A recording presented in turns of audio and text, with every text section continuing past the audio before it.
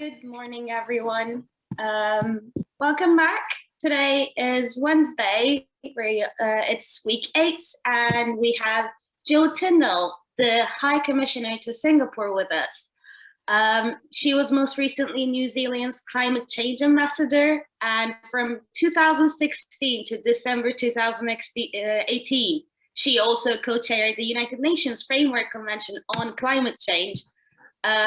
She held a vice president position on the Bureau of the United Nations Framework Convention on Climate Change. And prior to this, she was climate change ambassador.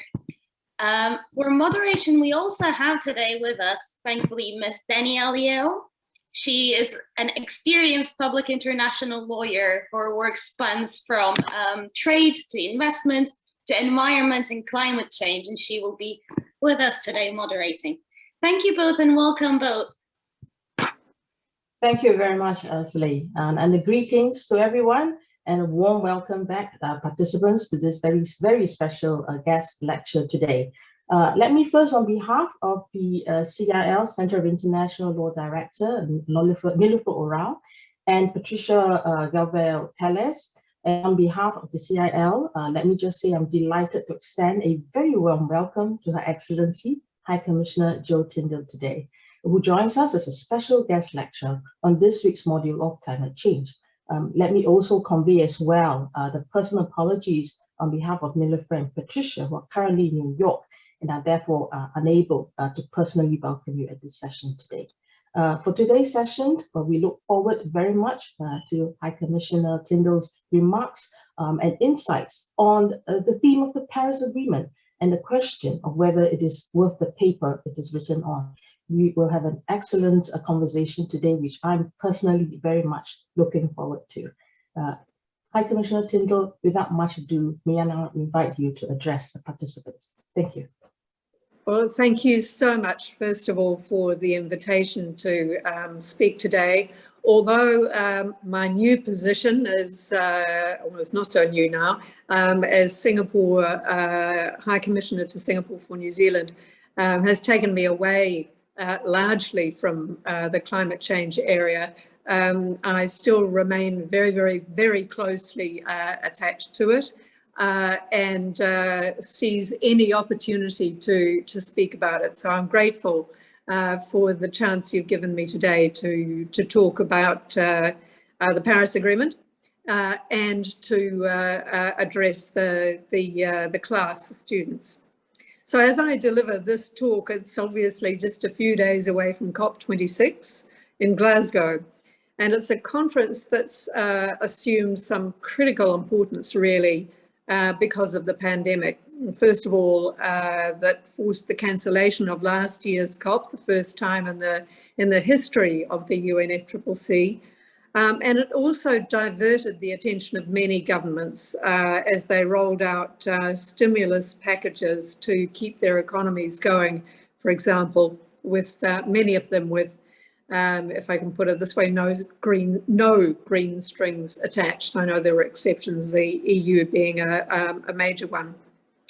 At the same time, of course, the evidence of climate change is becoming more and more clear and ever harder to ignore. And the IPCC's report presenting compelling evidence and putting the blame very squarely on human activity as having the worst environmental impact.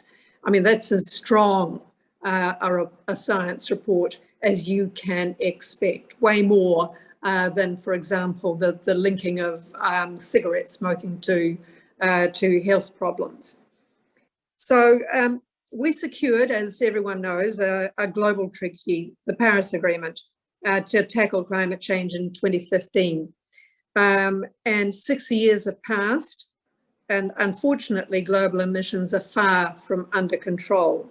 We had a bit of a blip last year with the various lockdowns around the world, but it was only a blip. And unfortunately, the trajectory is back on its way up. So it's worthwhile asking that question. Is the Paris Agreement worth the paper it's written on? Now, for me, as a negotiator and also as co-chair of the ad hoc working group on the Paris Agreement, the APA, it's probably obvious I'm going to answer yes, it is worth the paper it's written on. But today I'll argue in its defense and explain that even though the situation for climate change is far from positive, indeed at crisis point, we are much, much better off with the Paris Agreement than we would be if we did not have it. Of course, the Paris Agreement is not perfect. If it were a perfect agreement, it would probably only have a handful of signatories, and it most definitely wouldn't include the very economies that most need to be there in order for it to have any chance of effectively achieving collective action, of making even the smallest dent in emissions. A global treaty, I think, needs to find a really good balance between the breadth of membership, the degree of bindingness of its provisions, and the harshness or otherwise of penalties for non-compliance. If we look back further in history, the Kyoto Protocol under the UNFCCC went for binding targets and the imposition of penalties for non-achievement, but it didn't work. By the end of the first commitment period, the so-called Annex I parties, who were subject to the provisions, accounted for only around 10% of global emissions, and that percentage was falling. So it was clearly not going to be an answer to climate change.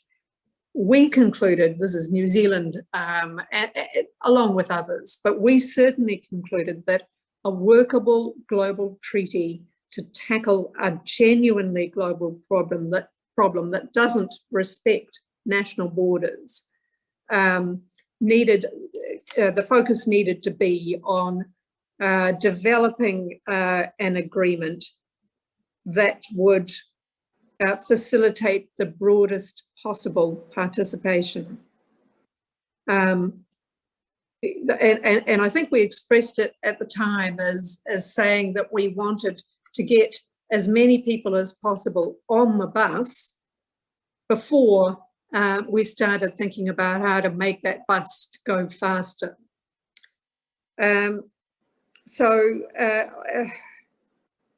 With that measure, the fact that 165 UNFCCC members and only a tiny handful of those haven't ratified the Paris Agreement, by that measure alone, the agreement is a massive multilateral success story.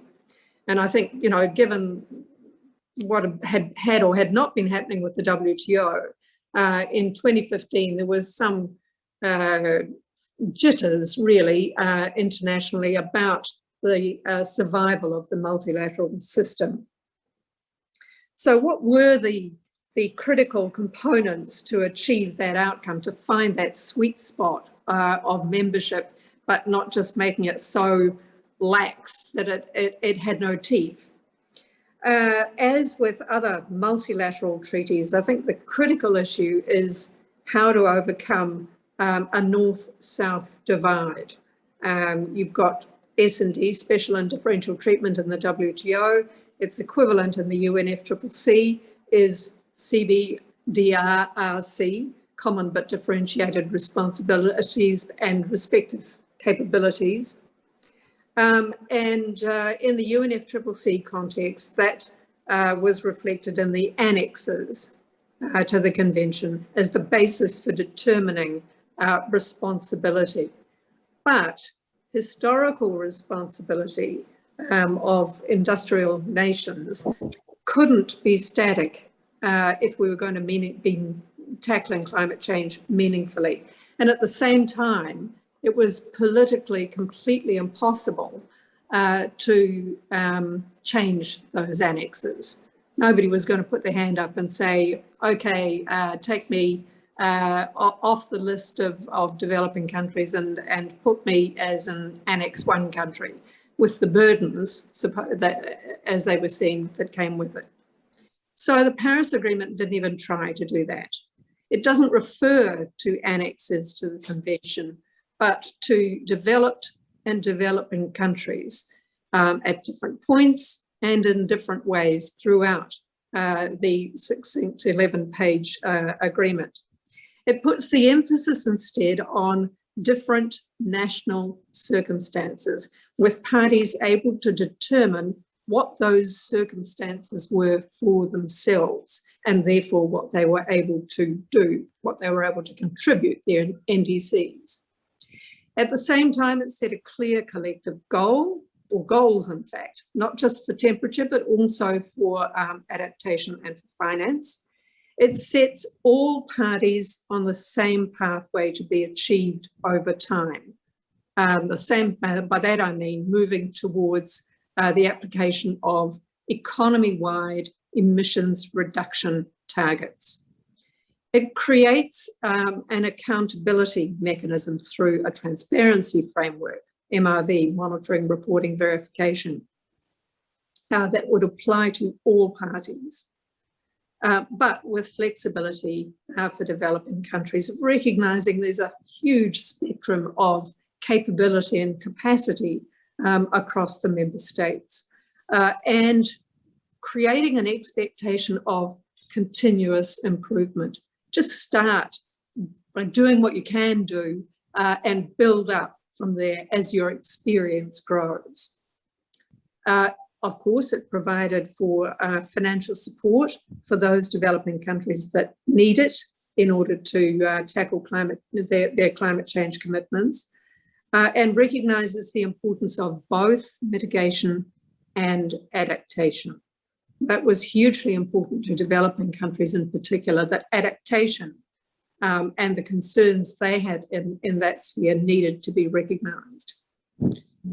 I think the last most important thing was that it created a cycle for regular stocktake and to increase the ambition in order to keep all parties' eyes firmly on the prize of the temperature goal.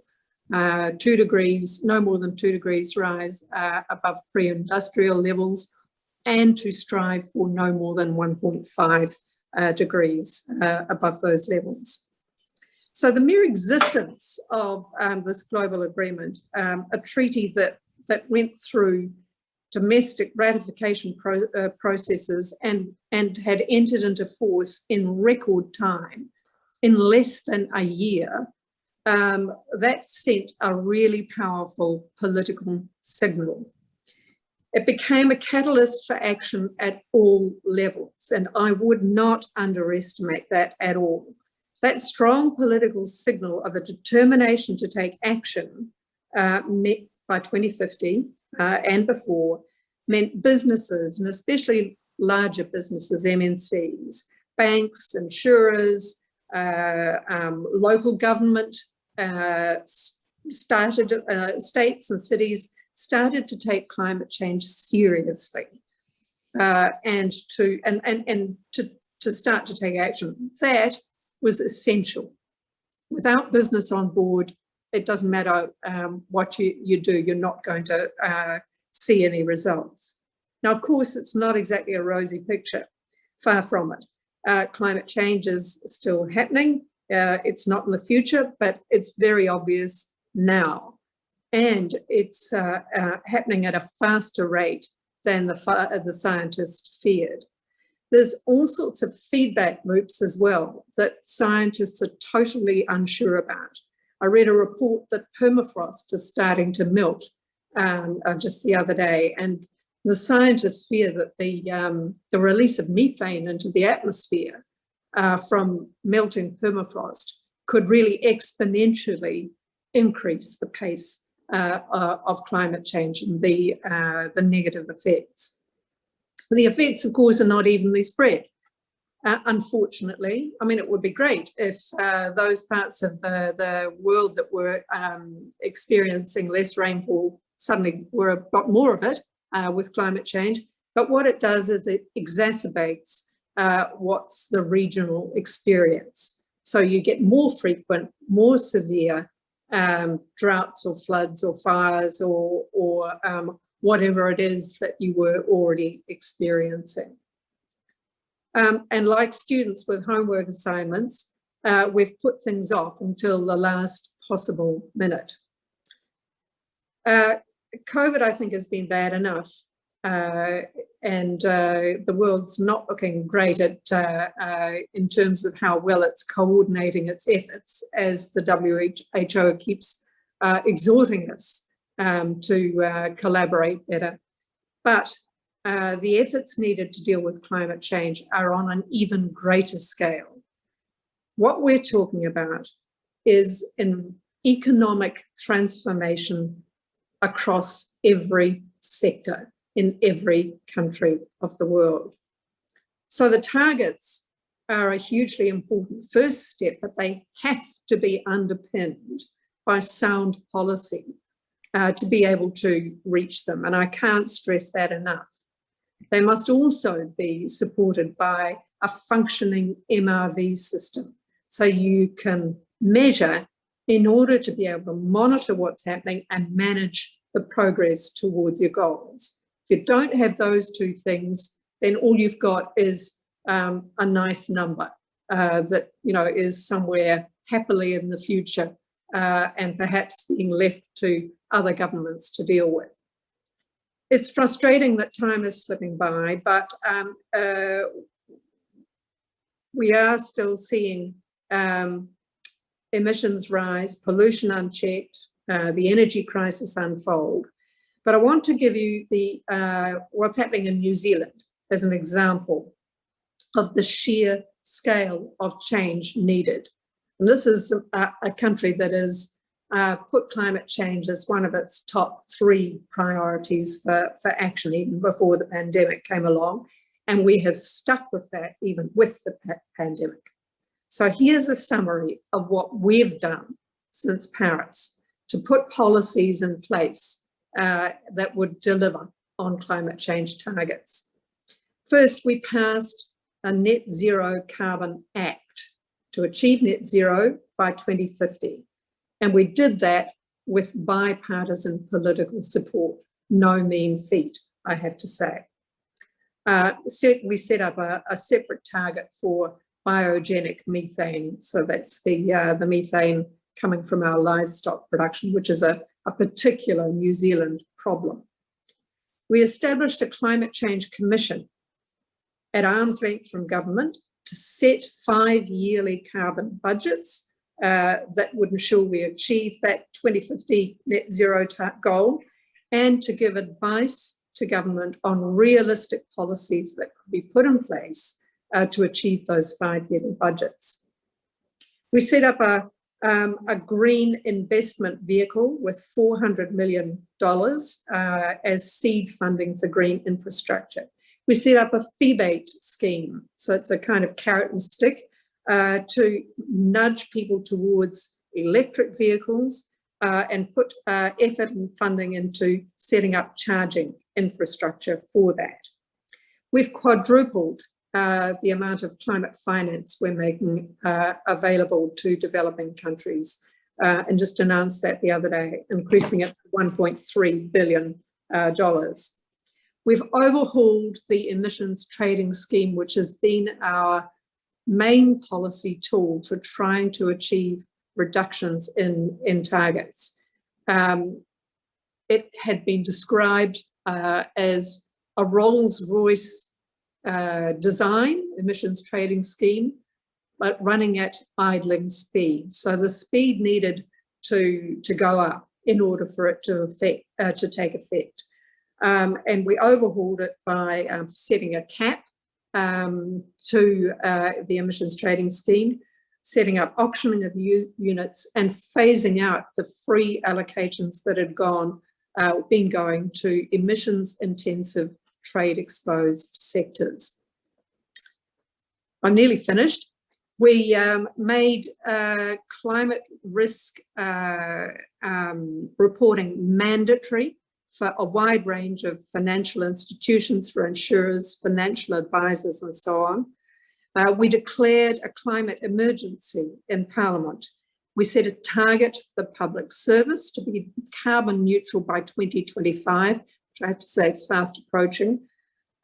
We commissioned and released an adaptation report for the country. And finally, we committed significant money. I think the total stands at around $65 to $70 million already, setting up a global research alliance into greenhouse gas emissions from agriculture to see if we could feed the world with a growing population without growing emissions.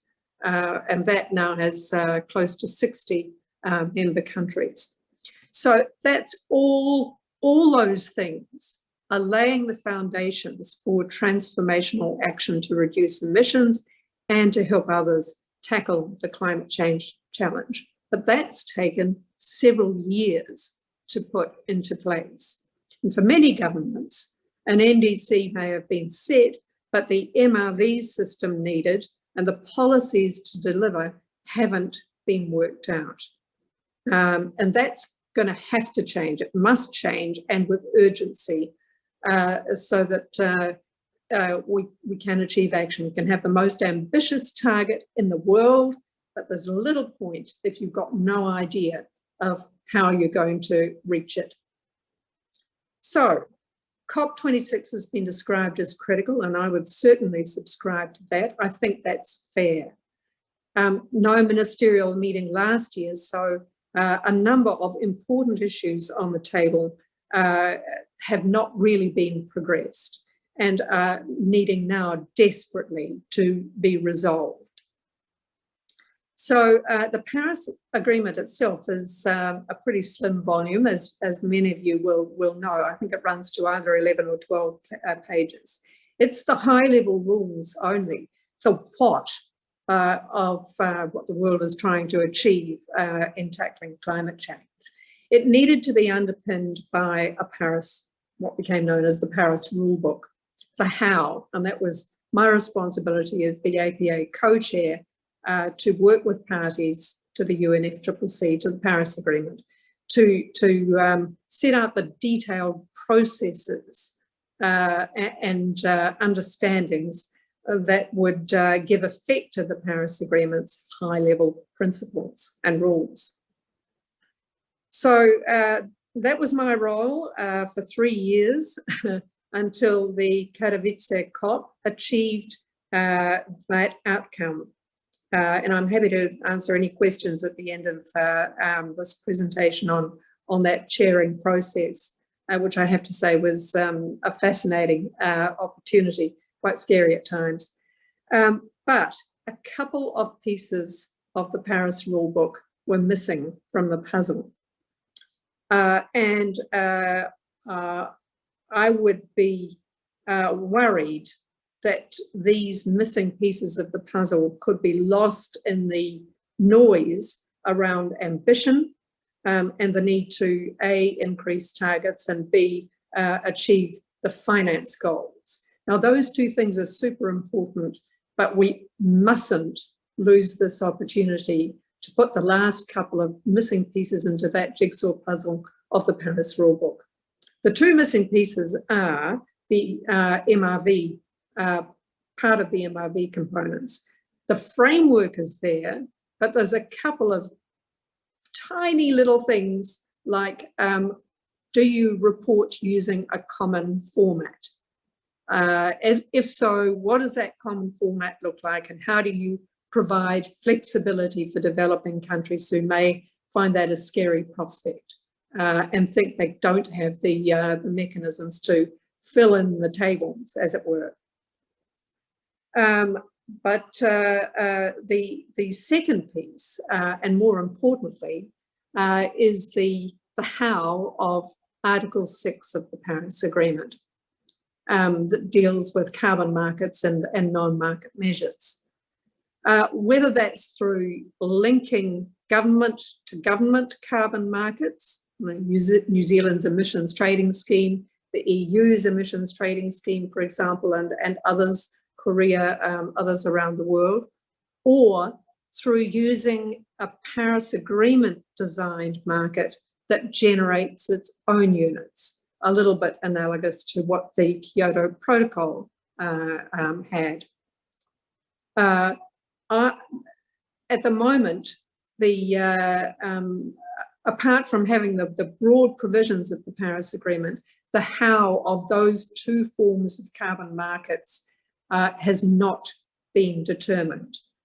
And there will be many parties who will need to meet some of their NDC targets through such cooperative processes. We want to maximize global emissions. Frankly, the atmosphere doesn't care where the emissions come from, but if we want to maximize mitigation, then we have to have Article 6 operationalized so that cooperative efforts can be recognised and more emissions brought down.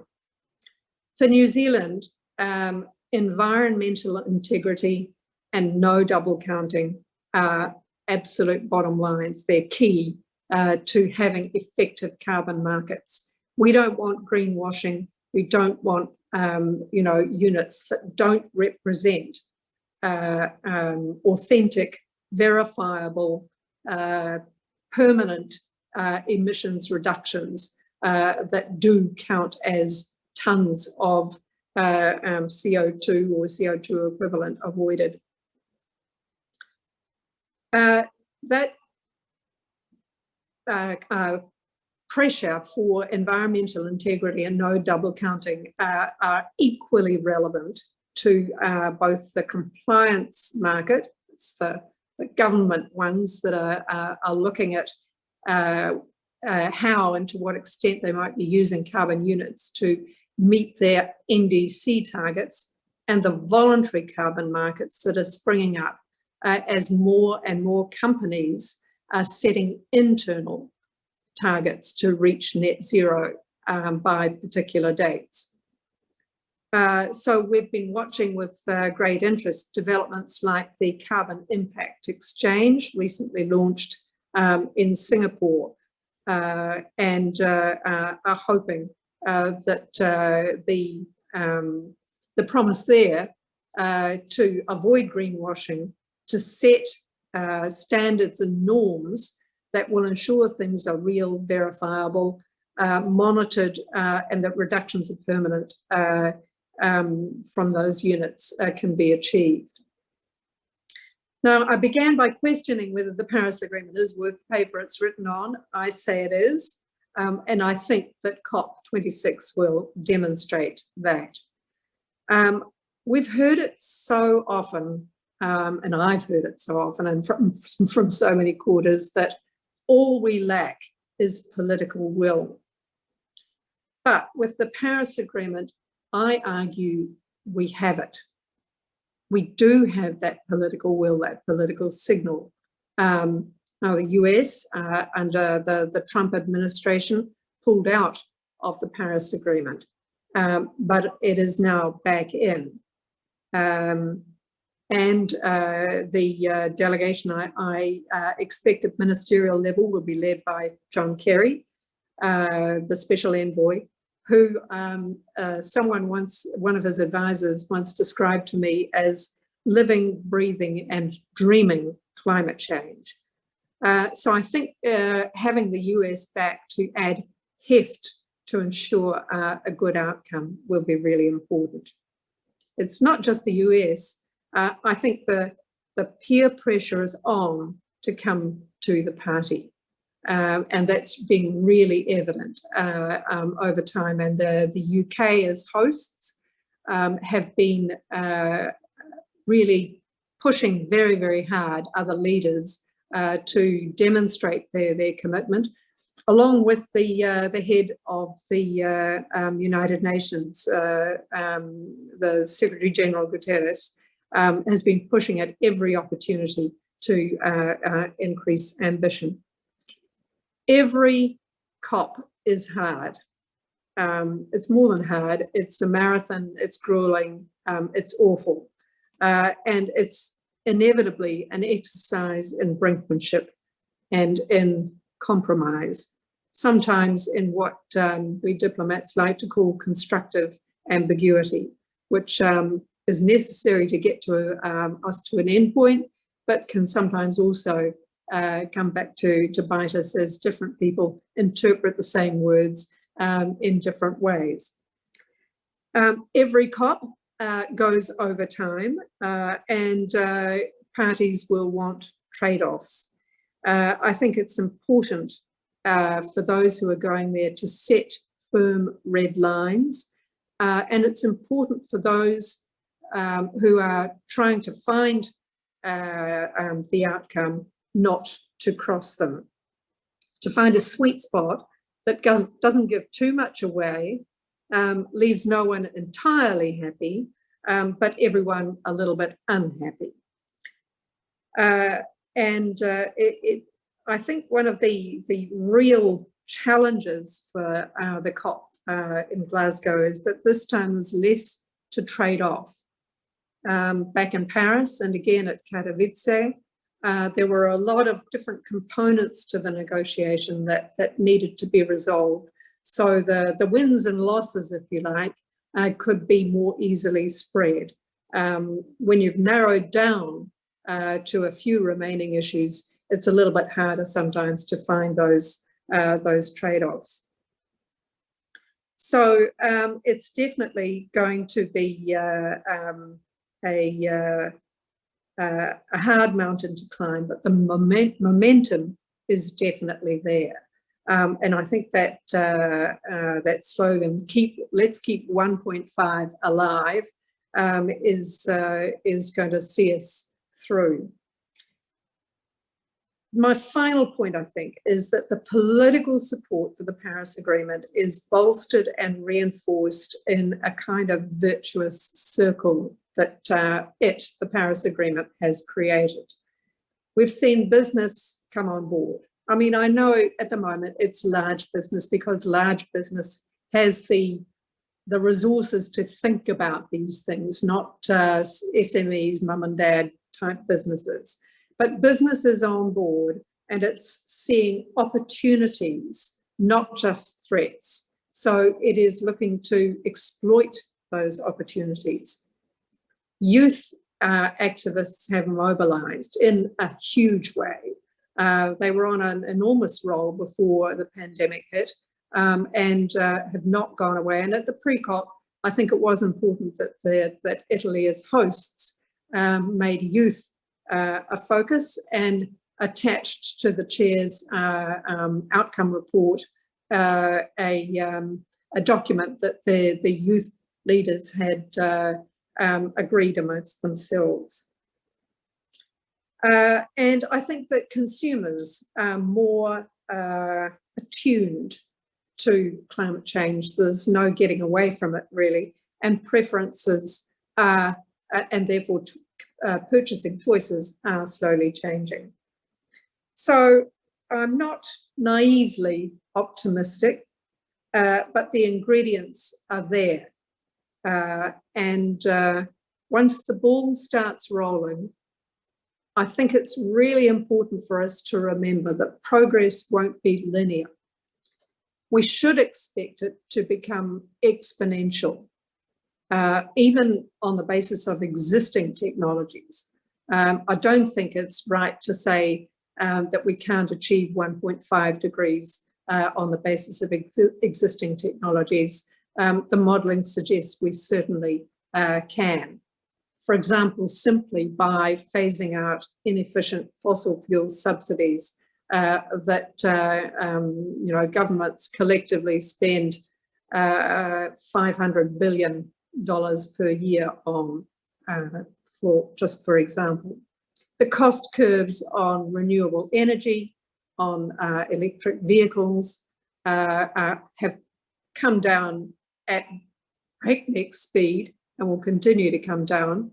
Work on hydrogen is now the latest, greatest thing with, I think we'll see a similar cost curve issue there.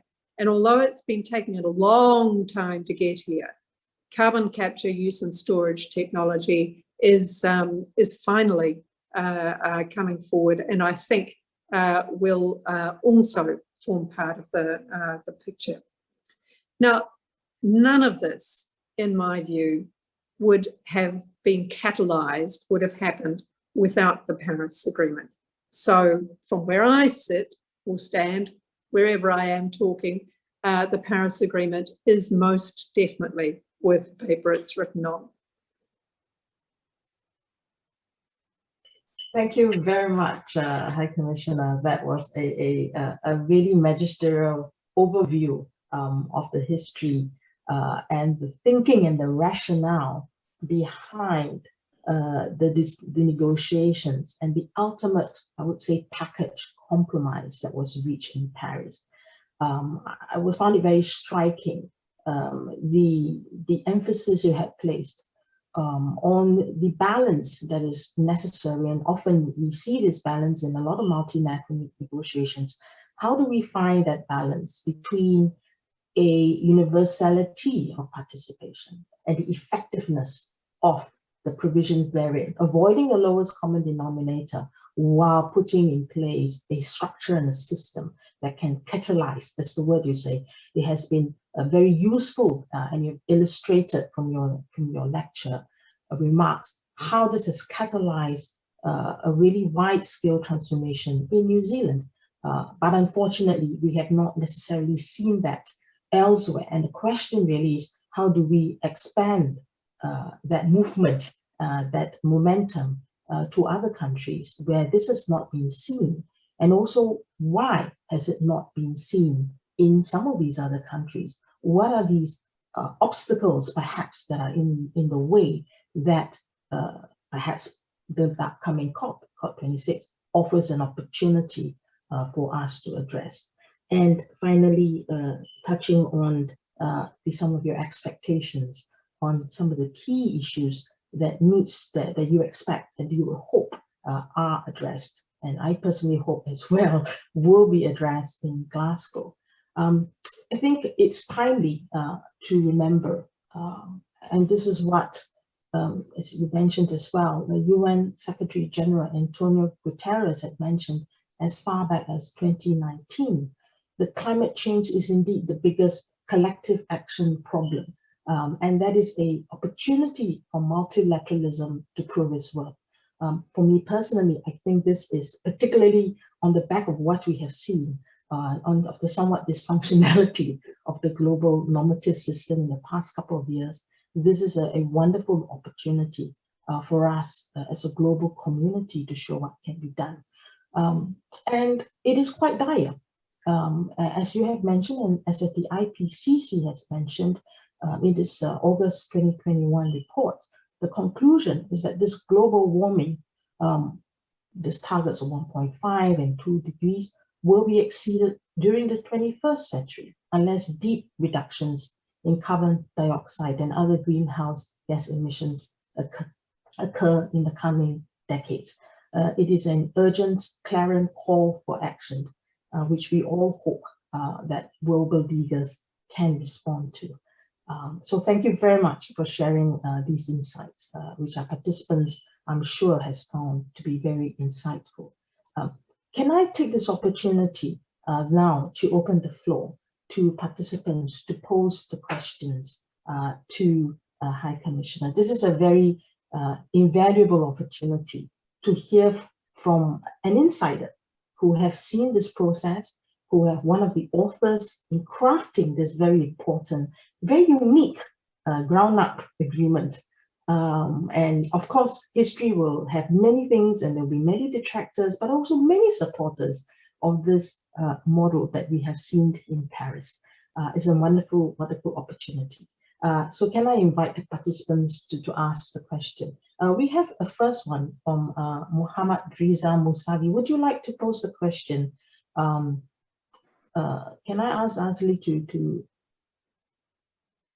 highlight the participants who has posed this question? Of course.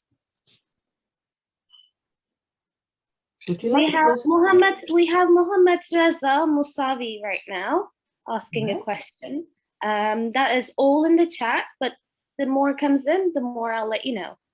Okay, so perhaps I will raise this question if the participant is not turned on his camera, but I'll just raise this question. This question is this. It relates to the enforcement of the Paris Agreement.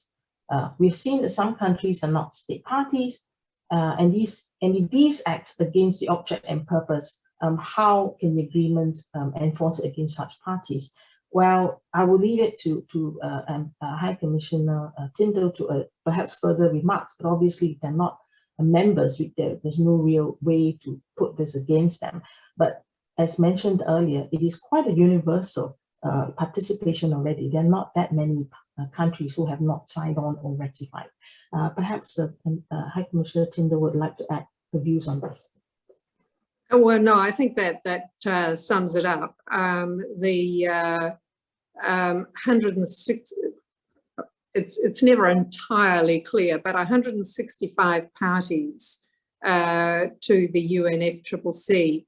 I haven't checked recently the UNFCCC website, but it was keeping track of the governments as they ratified the Paris Agreement, and there's a tiny number of that 165 who have not so far. So I can't quote the number, but it will be on the UNFCCC website.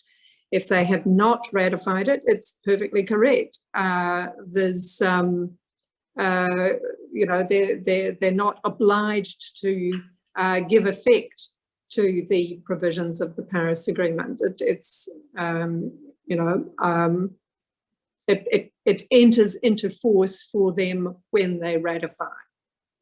The agreement itself has, of course, entered into force because the threshold for that to happen was reached. Ironically, 4 days before the US election in 2018. So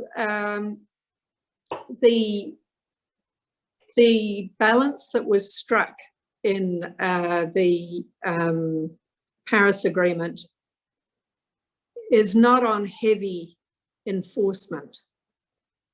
That was not going to be politically sustainable. So there is a compliance committee, but there was a long and difficult negotiation over exactly what its role should be, with a range of views from different parties.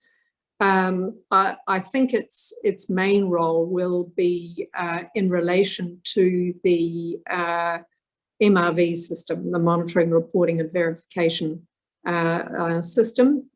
But it will need to, for example, respect national sovereignty, and it won't be able to mete out harsh penalties.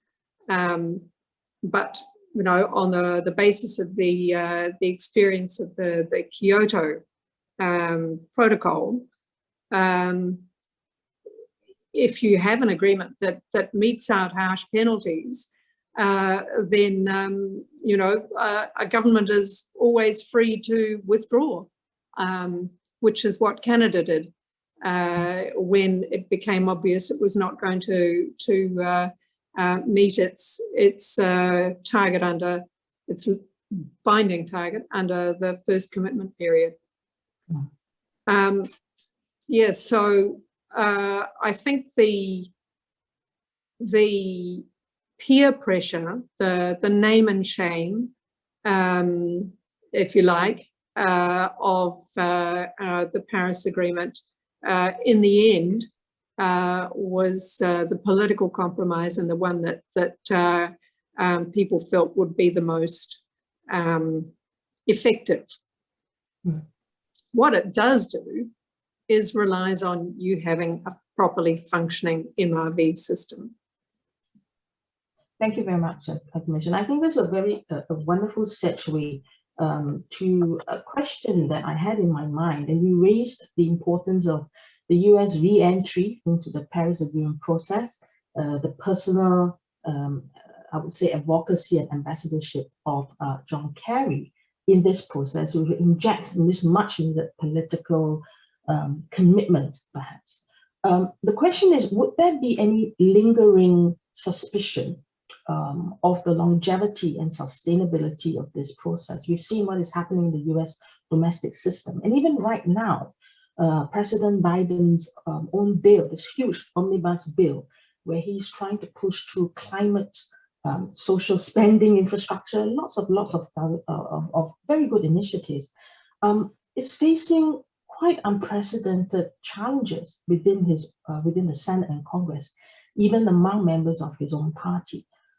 So really the question is, notwithstanding the US re-entry, do you think this sort of the past experiences of the last 2 years would provide a sort of a veneer over this entry and the reaction therefore of other countries to that? The second question I have, it's really the second question I have is in relation to your very important remarks. I think it's in terms of the compliance mechanism. And I was fortunate enough to serve on the PAICC committee just before, in my previous organization before I moved. And the committee was very much focused on delivering the rules of procedure that is expected to be approved in this upcoming COP. Do you think this will move the needle? Do you expect the committee to immediately start work? And what do you think the committee's focus will be on? Bearing in mind your very pertinent remarks, that the role is not to, in a way, sanction or penalize. That's not how the Paris Agreement was structured. It was designed to facilitate Yes. implementation, promote compliance. Its role is not to, unfortunately, many are still unaware, its role is not to criticize the quality of the NDCs, for instance, that are put in place. So do you think this moves the needle? And if I could leave those questions with you, and then I will move to the participants thereafter. I've seen one or two have their hands up. Thank you. Okay. Look, thanks for that. I probably can't add much more to what you have already said in response to the second question, and that's largely because I'm not fresh in the minutiae of the climate change negotiations. It's now been 2.5 years since I've been here in Singapore as High Commissioner. So really, I couldn't comment more beyond the very valid points I think you have made, and the reassurances a number of countries wanted that the compliance committee would be facilitative rather than a kind of punitive body, that it would be looking to help countries to build their capacities and capabilities and to improve giving them advice on how to improve over time. As far as the first question is concerned, I think I would say 3 things. First of all, when we were negotiating the Paris Agreement, it was during President Obama's second term, and for a full binding treaty, and I don't think the US was the only country with this issue, but for a full binding treaty, it would need to go through a congressional process. The chances of getting congressional support, which would have required Republican votes for a climate change UN agreement, were probably nil. So the agreement has binding provisions, but it is related to the UNFCCC, which is a binding treaty. The US did go through a congressional process and join and ratify that way. The Paris Agreement, the US joined by virtue of presidential or executive authority.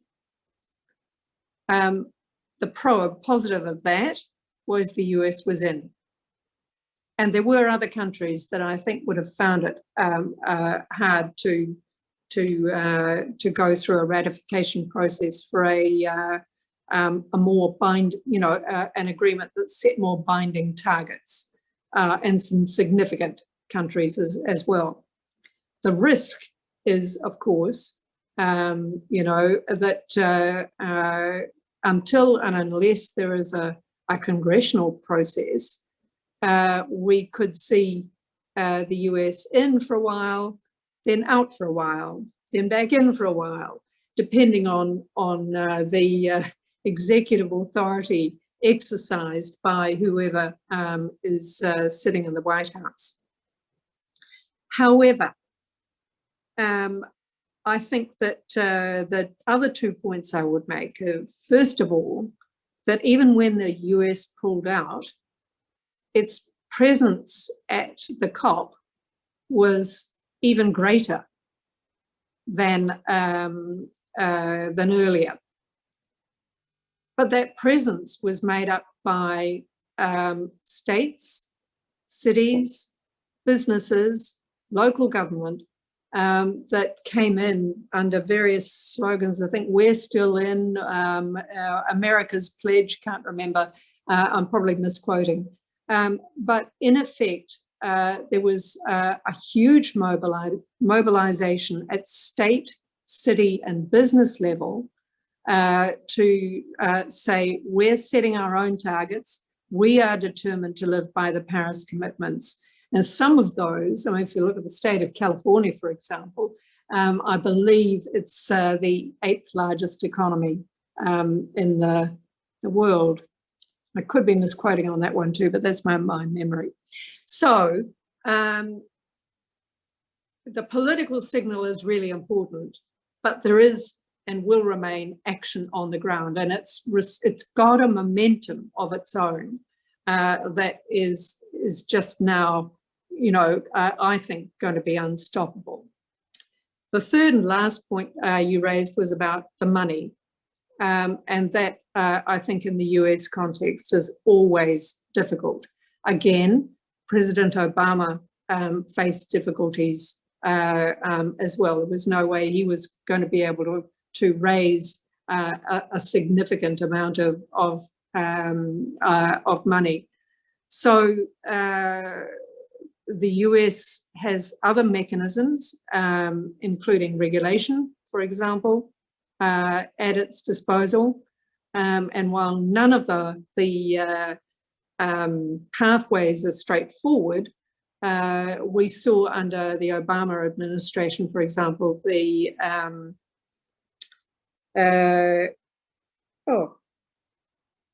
environment, what's the word I'm looking for?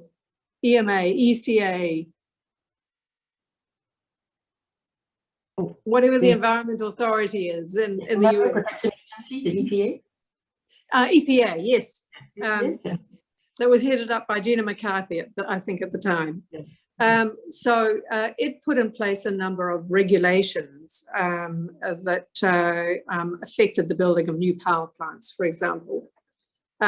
So I guess all I'm saying is there are different approaches that can be taken, but we should also be reassured by the fact that the momentum has built. And as I said earlier, originally climate change was viewed by governments, by business, by just about everyone as nothing but downside, cost,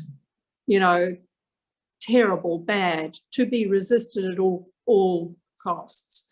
That thinking has changed, and there's now much more understanding that there's a world of opportunity out there, and that those businesses who are going to succeed in the future will seize that opportunity. You just look at what's happening with car manufacturers around the world. For example, Tesla's capitalization exceeded $1 trillion. Car company after car company is committed to phasing out internal combustion engines by, date X or Y. Absolutely. It seems like businesses are running ahead of governments on many of these fronts. Thank you very much. We have questions from Wei Xuan, Anit, and Nola, and we'll take it in that order. I hope High Commissioner will be able to spend a little bit more time with us on this. Sure. And there's one general question I thought was very interesting, and it'd be interesting that you could take on this.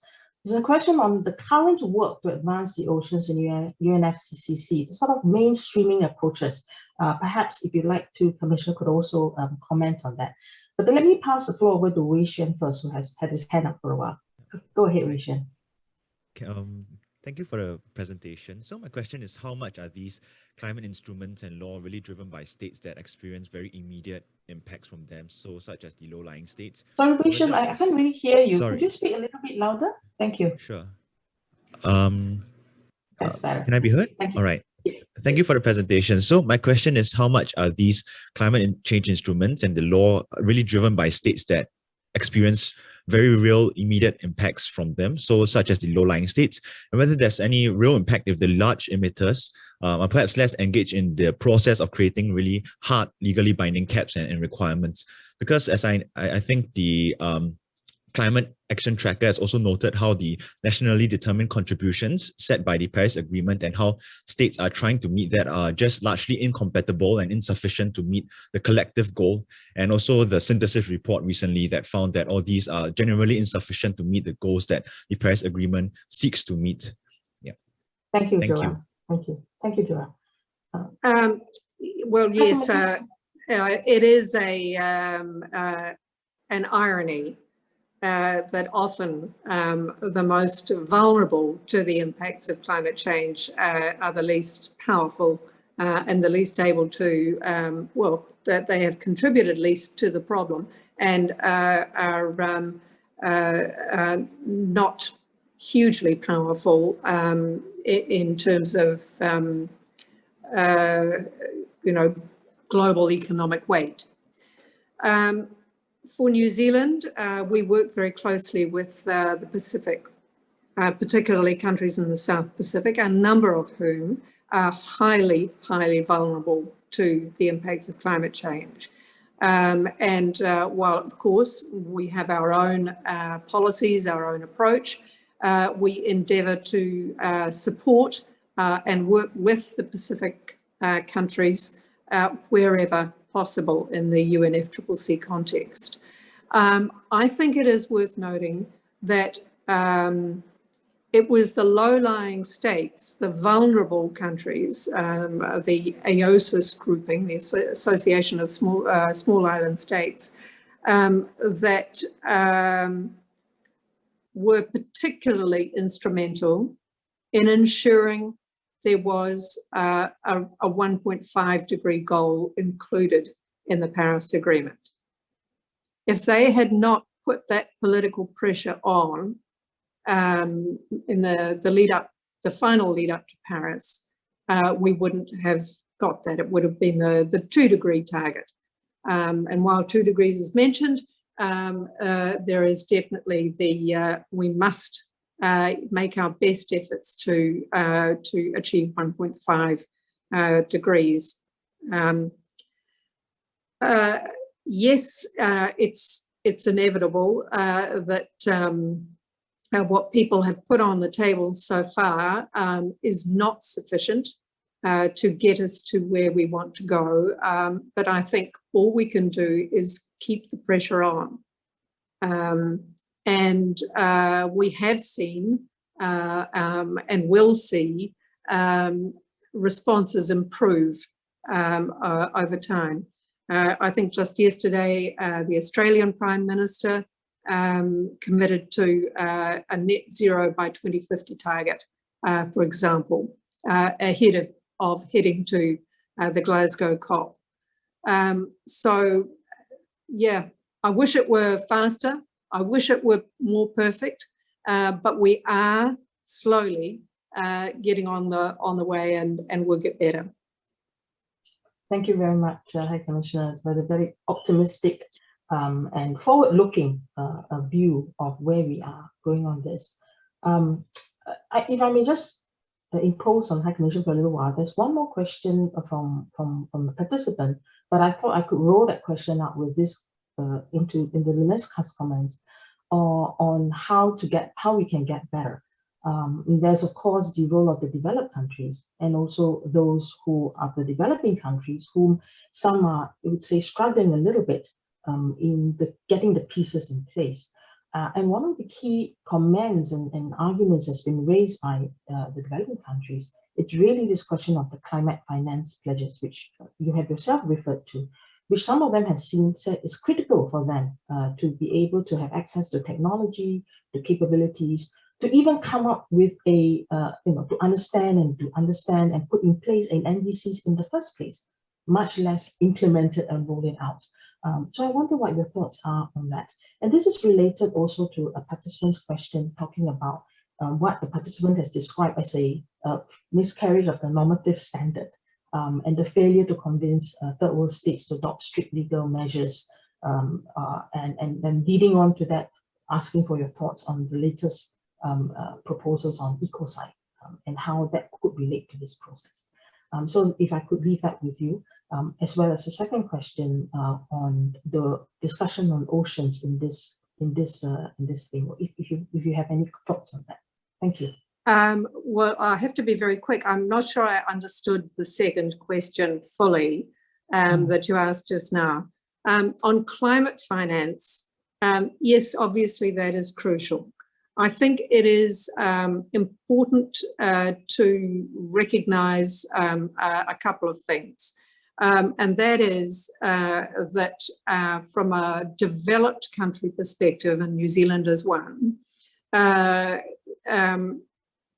we want to provide as much climate finance as we can, but it is vitally important that climate finance to assist to reduce greenhouse gas emissions, to build the MRV capacity and so on, and to help adapt to climate change must come from a variety of both public and private sources. So one of the truly important things to do is to shift the trillions of private investment that is there around the world from brown investment to green investment, and for public financing to kind of help that along. If we don't do that, we're really a little bit sunk. So that's happening slowly, whether it's green bonds or whether it's the work of the task force on climate-related financial disclosures, that is getting companies to understand that if they keep investing in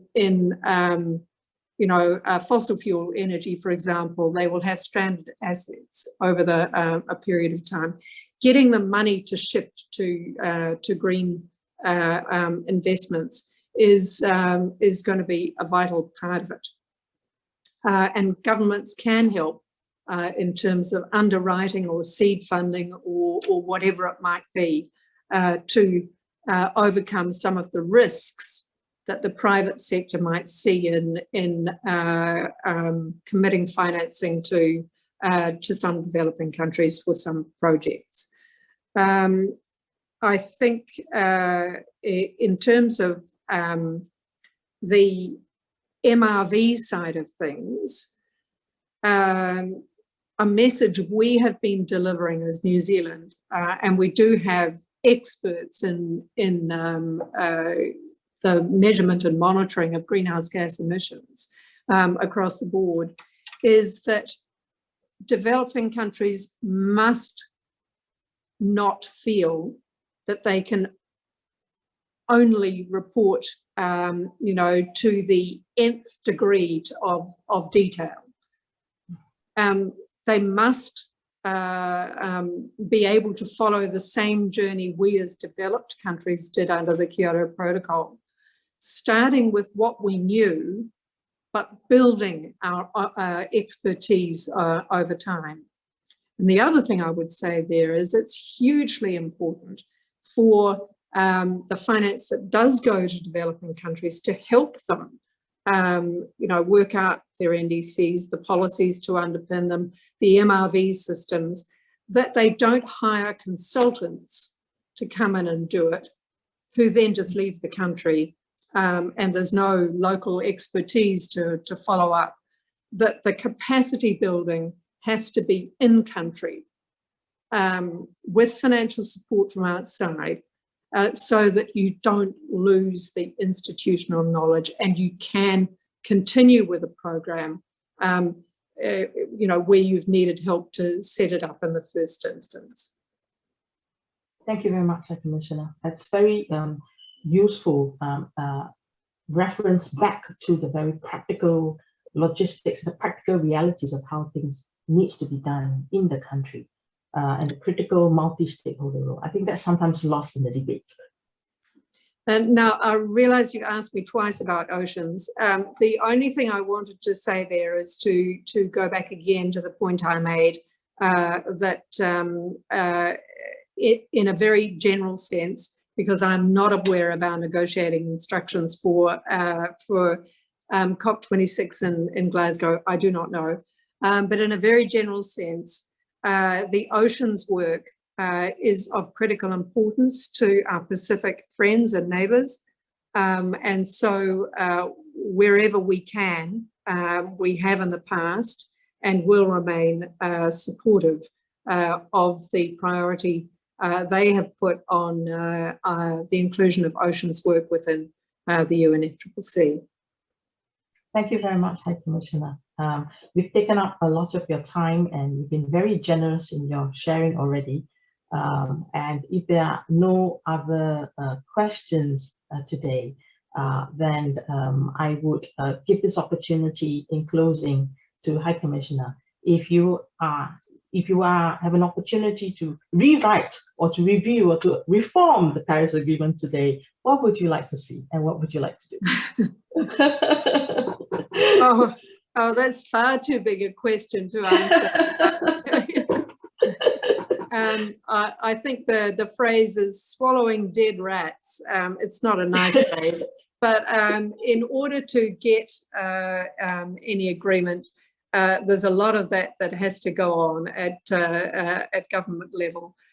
So of course, in a very simple way, we think it would be easier, in fact, for all countries to set economy-wide targets right from the start, rather than trying to do things like, sector-specific policies or emissions intensity targets that can, in fact, be harder for them to give effect to and to monitor. Whereas if you went economy-wide with a target, it's easy to see and you've got plenty of internal flexibility then, depending on the nature of your economy and the kinds of policies you can put in place. You've got plenty of flexibility to work out how you will deliver on it. But we were never successful in getting that argument across. Thank you very much, High Commissioner. Really appreciate that last nugget of observation that hopefully others will also take on board, and that there are advantages in doing so in the inherent flexibility that provides. So it leaves me only to thank you once again, express on behalf of Nilofer and Patricia and the CIL, a huge thanks for so generously sharing your time and your insights. We should applaud and thank you for your time, and I'm sure the participants have actually in the side comments also expressed their appreciation for the excellent presentation. So thank you again, and also thank you to the rest of participants. I'll see you tomorrow for the second part of Professor Christian Boyd's lectures. Thank you very much.